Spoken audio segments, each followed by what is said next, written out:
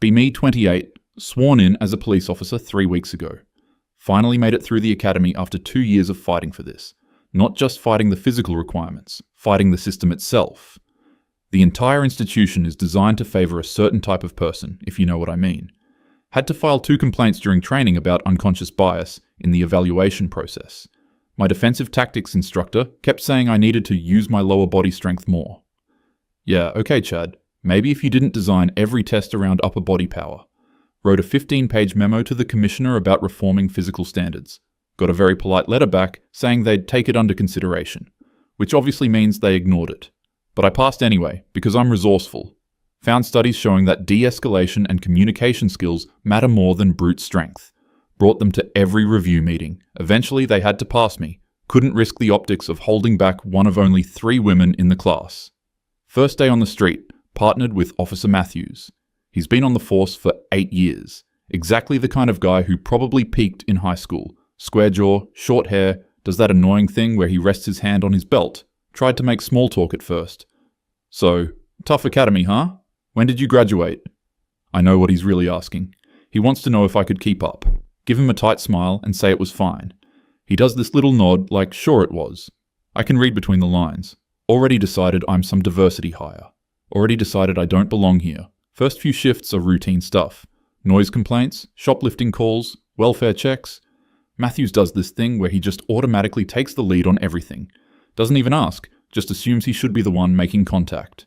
One call, domestic disturbance, he literally steps in front of me as we approach the door. I pull him aside after. Hey, I noticed you kind of took point back there without discussing it. He looks confused. Oh, just habit, I guess. Well, maybe we should be more intentional about examining those habits. He stares at me for a second. Sure, yeah, we can switch off. Says it like he's humouring a child. I let it go for now, but make a mental note. Spend my off days reading updated training materials. There's this whole new framework about community-oriented policing. Emphasizes dialogue, understanding root causes, treating enforcement as a last resort. Makes so much more sense than the old warrior mentality. The academy gave it lip service, but most of the instructors clearly didn't buy in. One of them literally called it hippie nonsense, under his breath. But it's the future of policing whether these dinosaurs like it or not. Decide I'm going to actually implement it properly. Be the change I want to see. Week 2, get called to a parking lot disturbance. Some guy apparently screaming it. People acting erratic. Matthews drives, I'm riding passenger. He's got that focused look, not saying much. We pull up and there's a man, maybe mid-30s, pacing in circles, yelling about how they are watching him, clearly in some kind of crisis. Matthews starts to get out and I touch his arm. Wait, let me handle this one. He frowns but nods. You want backup? I've got it, just stay close. This is exactly the kind of situation where a different approach works better. Get out of the car slowly, hands visible, non-threatening posture. Use my calm voice, the one I practiced. Hey there, I'm Officer Collins, are you okay? The guy spins around, eyes wild. He's sweating, pupils dilated. They sent you, you're one of them. I'm here to help. I'm not here to hurt you or arrest you. Try to keep my voice level, non-confrontational. Inch closer slowly. Can see Matthews in my peripheral vision, hand on his radio. So typical, already ready to escalate. Ignore him. Focus on the subject. What's your name? Can you tell me your name? Guy is breathing hard, looking around frantically. You need to listen to me. They're in the cars, in the lights. Okay, I hear you. That sounds really scary. Validate his feelings. Build rapport. Exactly like the new training materials say. Take another step closer. Why don't we go somewhere quieter where we can talk about this? Reach out my hand slowly, palm up, inviting. The guy is looking at my hand. He's shaking now. Maybe drugs, maybe mental health crisis, doesn't matter. He needs help, not handcuffs. It's okay. I just want to help. Feel good about this. Feel like I'm actually doing real police work, not the macho tough guy routine. Actual community care. This is why I became a cop, to do it the right way. Guy suddenly lunges forward. Happens so fast I barely process it. His hand goes to his waistband. I see something dark and metallic. Time slows down in that weird way. Should probably step back. Should probably draw my weapon. But that's exactly the kind of reactionary response that gets people killed. Probably just a phone or a wallet. Probably just reaching for ID. Can't just assume threat. That's how unarmed people get shot. I've read the statistics. I know how this goes. Stand my ground. Keep my hand extended. Hey, it's okay. Whatever you need to show me. Then Matthews is there. Seemingly appears out of nowhere.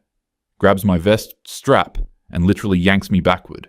I stumble. Almost fall. He's already moved in front of me. Hands up! Show me your hands! His voice is completely different. Hard and commanding. The guy freezes. Matthews has his gun drawn, pointed at the subject. I said, hands up now! The guy slowly raises his shaking hands. There's something in his right hand. Matthews moves in, quick and controlled, kicks the guy's legs out, takes him to the ground. I'm still processing what just happened. Feel a flash of anger? He totally undermined me. Matthews has the guy cuffed in about 10 seconds. He's talking into his radio, requesting additional units and EMS. Picks up the object that fell from the guy's hand. It's a folding knife. Blade is about 4 inches, now lying open on the asphalt. Stare at it. Matthews doesn't look at me, focuses on securing the scene. I should feel grateful, maybe. Instead, I feel humiliated. And angry. He didn't trust me to handle it. He made me look incompetent. In front of this guy, in front of anyone watching. After the guy is loaded into the ambulance, Matthews finally turns to me. You okay? His voice is careful, neutral. I had it under control. The words come out harder than I intend. He takes a breath. Collins, he had a knife. I could have handled it. Maybe. Or maybe you'd be on the way to the hospital. Right now. He's so condescending. Like he's explaining basic math to someone who can't count. I was building rapport. I was de-escalating. You were about to get stabbed. Clench my jaw. You don't know that. He just looks at me for a long moment. I really hope you're right, and I overreacted. Seriously. Walks back to the car. I stand there feeling like an idiot. But also still angry. He didn't give me a chance. Didn't let me prove I could do it my way. Just assumed I needed saving. Just assumed his way was right. This is exactly the problem with the old guard. They can't imagine any approach but force and dominance. Rest of the shift is tense and quiet. Matthews doesn't bring it up again. I don't either. But it's sitting there, between us. Every call after that, I can feel him watching me, evaluating me, waiting for me to screw up. Makes my skin crawl. End of shift, I write up my report of the incident. Describe it as a successful mental health intervention, subject secured without injury. Leave out most of the details about Matthews pulling me back. Frame it as a team effort. Go home and can't sleep. Keep seeing that knife on the ground. Keep thinking about how close it was to my body when Matthews pulled me back. Maybe 3 feet. Guy could have covered that in a second. Stop it. Can't think like that. Can't let fear dictate response. That's how the cycle of violence perpetuates. If I had just kept calm, kept talking, the guy would have responded to that energy. Matthews interrupted the process. Probably made things worse in the long run.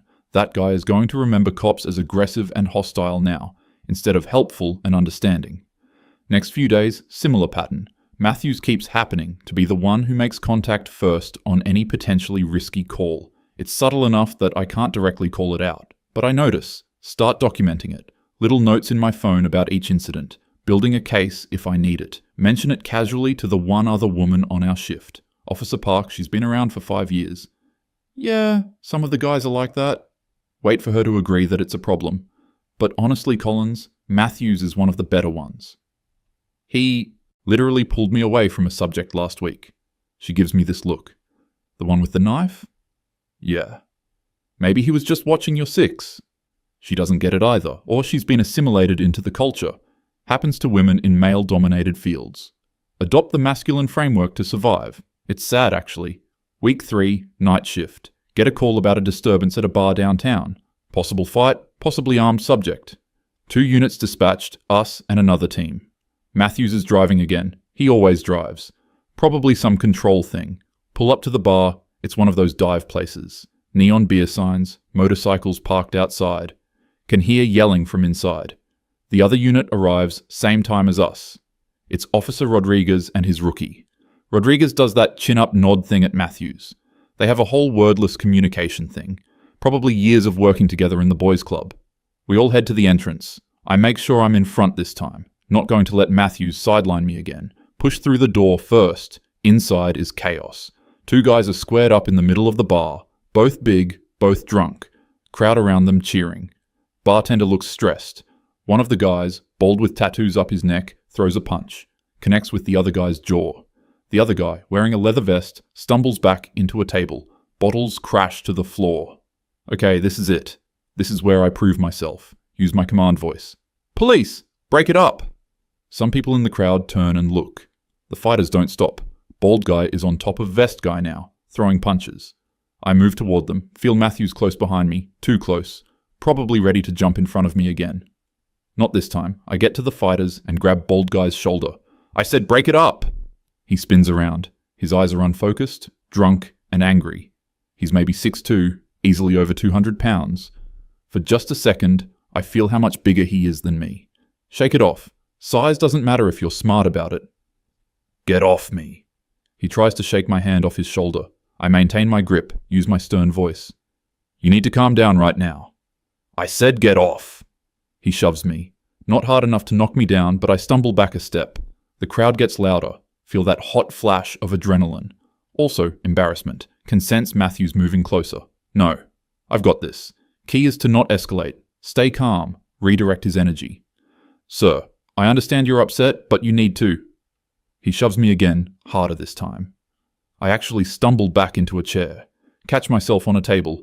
He's advancing on me now, pointing his finger in my face. You don't understand shit. His breath smells like whiskey and cigarettes. He's way too close. In my personal space. Should probably create distance. Should probably call for Matthews. But that would be admitting I can't handle it. Stand my ground. Sir, last warning. You need to back up. Try to sound authoritative, but my voice comes out shakier than I want. He doesn't back up. Instead, he pokes his finger into my vest. Make me, bitch! The word hits me like a slap. Of course that's what he goes to. Probably wouldn't talk to Matthews like that. Probably wouldn't even be testing a male officer like this. Feel anger rise up, hot and bitter. You're under arrest for assault on a police officer. Reach for my cuffs. He laughs. Actually laughs. Then he swings. His fist comes at my face. Manage to duck mostly out of the way. It glances off my temple, still hurts. Stars in my vision for a second. He's grabbing at my vest now, his weight pushing me backward. I try to remember my defensive tactics training, but he's so much heavier than the practice dummies, so much stronger than my academy partners who were always told to go easy. We crash into another table. I'm on my back now. He's above me. His fist cocks back again. This is bad.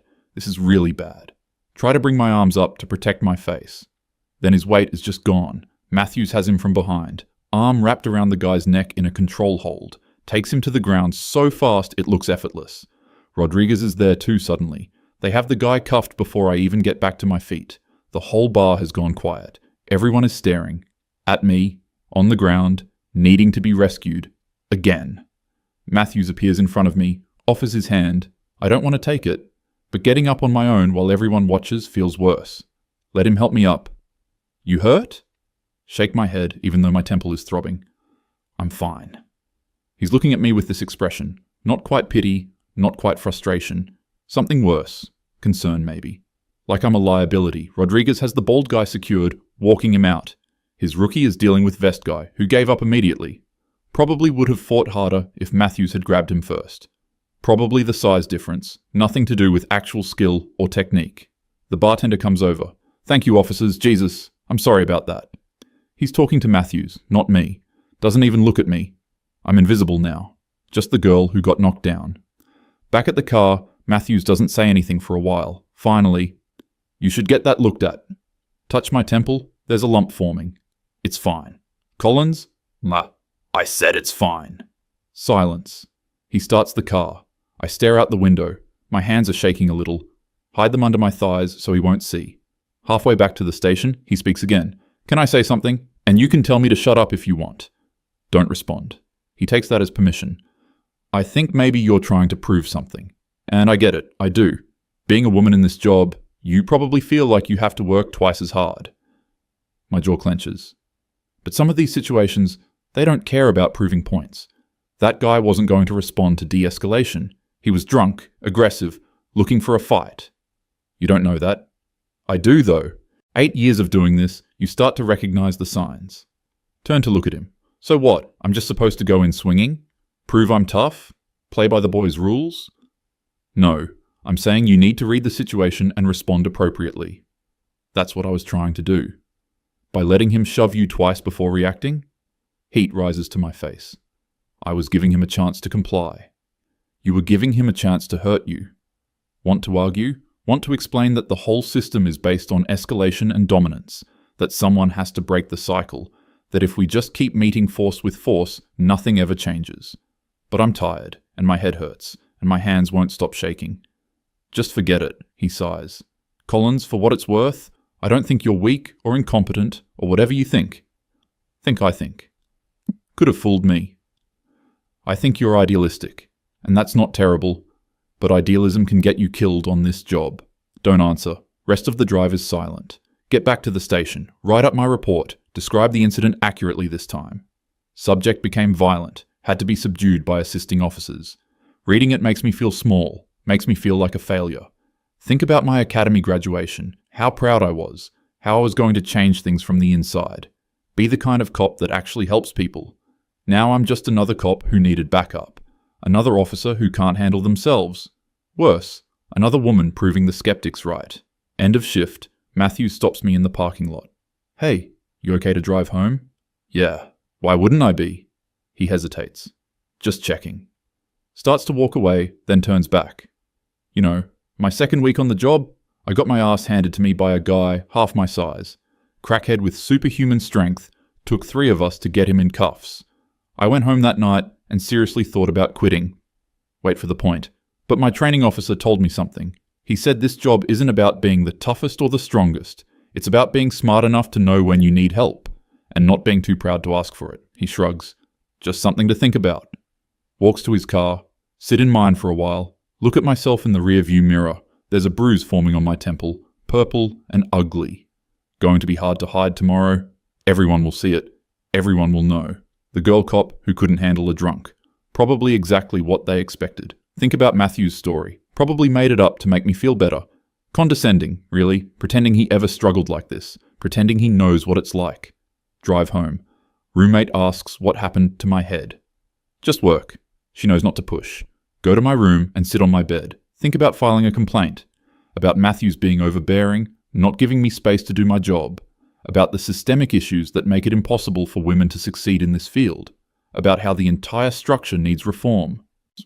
Start drafting an email to the sergeant in my head, getting pretty detailed, building a solid case. Then I remember the knife on the ground, 4 inches of steel that could have gone in my ribs. Remember the guy's fist coming at my face. How heavy he was when he had me on the ground. How easily he could have done real damage. Shake my head. I'm thinking about it wrong. Looking at it through their framework. Letting their fear-based mentality contaminate my perspective. If I had just maintained better control of the situation. If I'd been more assertive sooner. If Matthews hadn't been hovering, making me self-conscious. It would have gone differently. Yeah, that's it. The problem isn't my approach. The problem is, I'm not being allowed to fully implement it. Matthews keeps interfering at crucial moments, preventing me from seeing it through. Next time, I'll make sure he stays back. Make it clear I need space to work. Set better boundaries. That's the real issue here. Boundaries. Lie back on my bed, close my eyes. My head throbs. My pride throbs worse. Think about tomorrow's shift. About facing everyone who probably heard what happened. About the looks I'll get. About Matthew's careful concern. About proving I belong. Fall asleep telling myself I'll do better. I'll show them. I'll prove the approach works if they just let me use it. I'm right about this. I know I'm right. The fact that it hasn't worked yet doesn't mean it won't. Just means I need to try harder. Be smarter. Not let them psych me out. Not let their old school tactics become my tactics. Stay true to my principles. That's what matters. Drift off with my phone in my hand. Last thought before sleep. Maybe I should document all of this. Maybe this would make a good complaint to the commissioner. Show the barriers women face. The way partners undermine instead of support. The structural problems. Yeah. Definitely going to write that up. Definitely going to make them listen. Someday.